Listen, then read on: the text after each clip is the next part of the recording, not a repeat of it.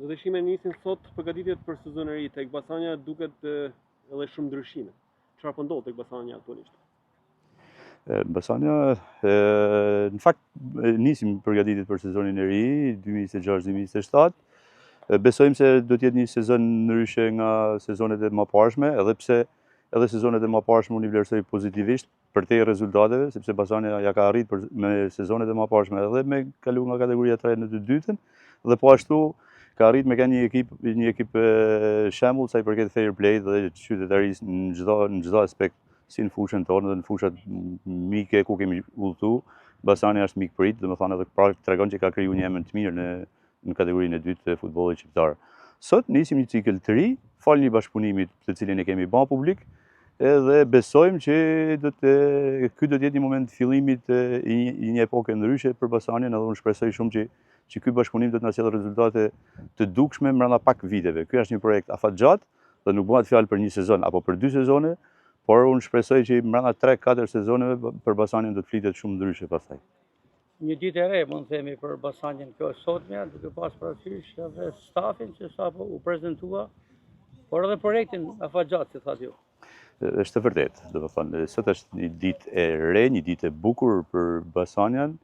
Nuk mund të lë pa përmend edhe një aspekt që nuk më vjen mirë me përmend, po më vjen keq në fakt, që këtë ditë të bukur detyrohemi ta zhvillojmë në një fushë të huaj, duhet më thënë, që nuk kemi mundësi ta zhvillojmë në fushën tonë, e cila na e pamundson për shkak të kushteve teknike që sjell terreni sportiv. Kemi prit shumë gjatë që ai terren të rikonstruktohet edhe të vinë në parametrat e duhur për me zhvillu një sport normal. Fatkeqësisht deri tani nuk është bërë mundur, edhe kjo është pak ajo pjesa që mu më mërzit, pse kjo ditë e bukur nuk është tamam e bukur ashtu siç duhet, që do duhet ta nisim në një terren të ri sportiv. Ku ka ngecur ndërtimi i fushës së re apo i mini stadiumit që kemi trajtuar shpeshherë në kronikat mediatike? Në ndjenin teme, çështja e terrenit sportiv, e investimit në terrenin sportiv të Bushatit, ka ngecë tek bashkia, tek pushteti vendor, tek bashkia Vaudès.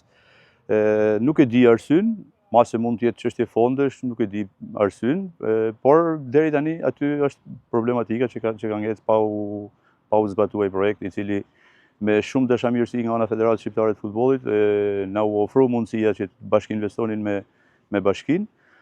U arrit çdo dakordsi, çdo mirëkuptim, mirë po deri tani akoma nuk është bërë e mundur ky investim, dhe kjo më vjen pak keq, sepse të jemi sinqert, prej 6 vitesh dhe ky viti 7 që unë investoj në sport, Bushati ka marrë një emër të mirë, një emër pozitiv, dhe veç të mira ka pas nga futbolli dhe nga Basania drejt për drejt. Dhe më vjen shumë keq që në vend që ky kontribut të vlerësoj pozitivisht dhe të ishte dakordësia dhe mirëkuptimi i gjithëve që ai investim të bëj, hasim në pengesa që më duket pak absurde, por gjithsesi le ta shohim në vim. Shpresoj që të ketë qenë thjesht burokracinë atë momenti që do të zgjidhen. Duke që bashkëpunimi me Bernardin Kullën ka filluar të jap efektin e vet. Ju shohim shumë optimist për të ardhmen. Po, është e vërtetë, domethënë sepse ne kemi prej javësh që e diskutojmë këtë bashkëpunim dhe kemi arrit në ato pika konkretizuese në raport njëri me tjetrin, dhe unë besoj që ky është një projekt afatgjatë që shpresoj shumë që përveç se funksionimit, ky do të ketë edhe rezultate të dukshme, domethënë, edhe unë besoj shumë që Basania realisht do të kalojë në nivelet të tjera brenda pak vitesh. Zoti Kulla njihet si një promovues i elementeve të ri, të cilët i ka menaxhuar edhe në Itali apo edhe me gjëra në Europë. Është qëllimi kryesor ky i Basanias apo ka edhe diçka më tepër? Prandaj Basania po merr një format tjetër tashmë të funksionimit, edhe prandaj këtë sezon kemi përcaktuar si pikë prioritare domthonë punimin me elementet e rinj, me djemtë e moshave të reja, që Basania të kthehet në pikë referimit edhe për prodhimin e lojtarëve të rinj, domethënë që pse jo në ekipet e kategorive të larta në Shqipëri, po pse jo dhe jashtë Shqipërisë. Ky do të jetë njëri nga prioritetet e Basanias, e sigurisht bashkë me të edhe rezultatet dhe ngjitjet në kategoritë më lartë. Dhe kështu që edhe 2 fjalë, kështu që realisht unë e vlerësoj shumë Bernardinin, sepse Bernardini prej vitesh investon në sport dhe mbi gjitha është një kontributor i mirë për sportin në Shkodër. Një grup i fortë është ai grupi i tatë të kategorisë së dytë, duke pas parasysh se lufta tashmë për një vend në kategorinë e parë bëhet edhe më e madhe kur ka ardhur edhe Vllaznia B. Po atjetër, do të thonë konkurenca në kategorinë e dytë është rrit shumë. Ekipet kanë qenë, por edhe janë forcuar, domethënë normalisht është krejt normale kjo pjesë. Ka një avantazh të vogël sepse ky vit nuk do të jetë vetëm vendi i parë që do të ngjitet direkt, por do të jenë dy vendet e para që do të ngjiten direkt. Por gjithsesi grupi është shumë i fortë dhe skuadrat, gjitha skuadrat po investojnë, pothuajse gjitha skuadrat po investojnë edhe do të jetë gara e fortë. Edhe diçka tjetër sa i takon fushës, seanca parë servitore këtu në kompleksin sportiv Zmiani. Edhe ndeshja zyrtare do të zhvillojë Basanja këtu?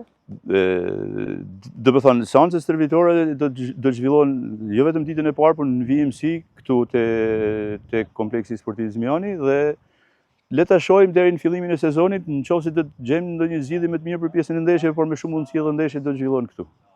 Ka një mesazh do të shihme për tifozërinë bushatëse, po edhe me gjërë. Ndihemi keq ardhën që skuadra e Basanias largohet nga Bushati fiks dhe vetëm për sportdarësit e zonës Bushatit.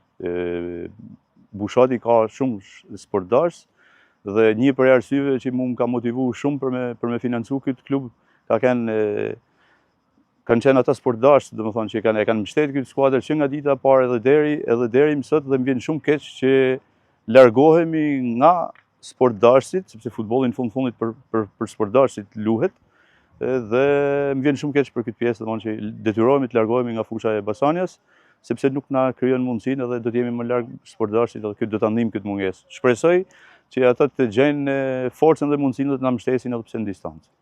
Diçka tjetër ndoshta krejt e fundit në lidhje me merkaton, ka ndonjë projekt Basania në vazhdim për ndonjë emër big, do të them. Sot është vetëm dita e parë e fillimit të stërvitjes dhe besoj shumë që do të kemi afrime dhe do të kemi ndryshime deri në fillimin e kampionatit dhe besoj që skuadrat do të jetë shumë kompetitive.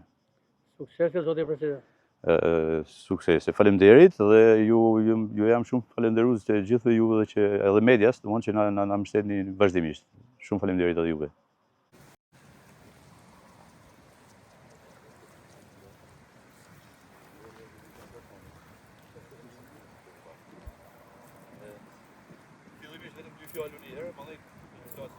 Berto Kristeli, drejtori sportiv i Basanias, Arber Shitani, trajneri i parë, Gergja Yta, zëvendës trajner, Edi Hasani, trajneri i portuar. Dhe falë këtij bashkëpunimi, besoj se do të sjellë një model të ri të funksionimit të klubit. Kështu që pres për kushtimin për gjithë secilit prej jush, edhe ju falenderoj që jeni pjesë e këtij klubi për momentin, edhe pres bashkëpunimin edhe për kushtimin e gjithëve juve dhe ju garantoj që Basania sot fillon një cikël të ri që brenda pak vitesh do të ketë një vend në elitën e futbollit shqiptar. Kështu që ky projekt është projekt afatgjat dhe ta marrim me seriozitet të gjithë edhe të japim maksimumin të gjithë bashkë. Ju falenderoj edhe ju uroj suksese tanëve. Apo territori i përgjithshëm i klubit konsiderohet si gjeni. Vetëm këtë sa për prezantim të stafit, flasin profe më edhe çka ka me thonë në raport me ju dhe më Po është në ata me gjë. Sigurisht që është në traditën e prezantimit për me falënderuar drejtuesat për mundësinë dhe për besimin për me